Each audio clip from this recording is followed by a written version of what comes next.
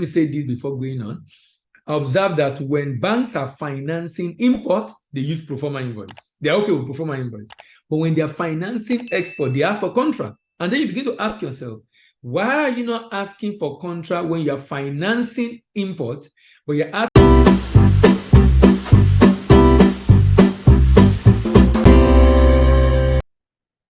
Good day, my name is Dila Imbanya. Welcome to another edition of Sharing Trade Information on DBA TV. And in today's video, I'll be talking about, this will be another series, fairly long series. My focus in this series will be on contract. And I'll be talking about trade contract, both import and export contract. I have background in international business, business law. That's my MS in the UK. And I think I'll be able to add a lot of value to you as far as this particular information or area of trade is concerned, because there's a big challenge with contract. A number of people do not understand how important their contract is, and sometimes they overlook some important information on the contract. So in this series, I'll be talking about over 20 sections in this particular 30 videos, actually. I'll take it one by one. But today I'm just summarizing it. Why do you need a contract? You need a contract to be able to have a good understanding of what your expectations are as an exporter or as an importer. And, you know, I observed something about contract. Let me say this before going on. I observed that when banks are financing import, they use pro forma invoice. They're okay with pro forma invoice.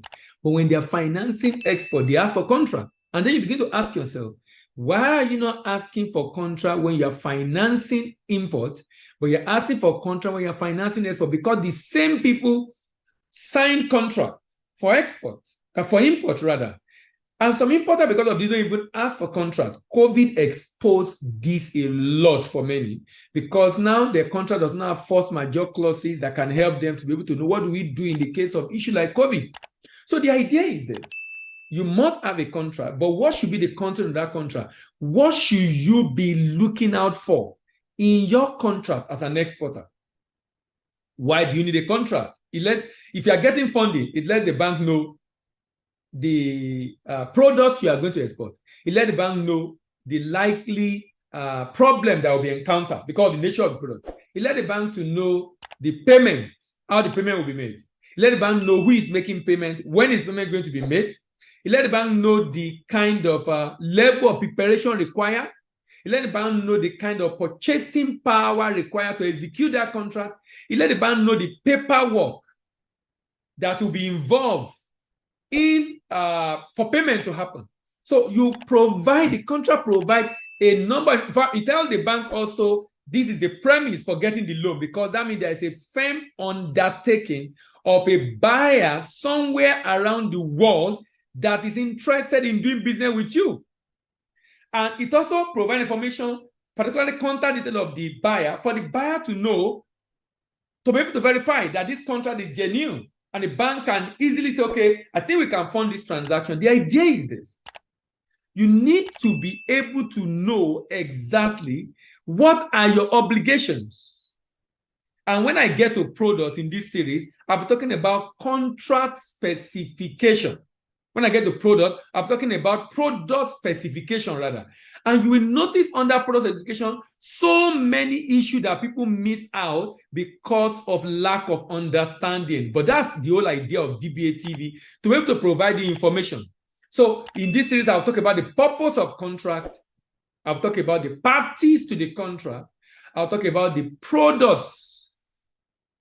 And then under product, again, I'll talk about the product specification and, of course, the product quantity and unit price and unit of measurement.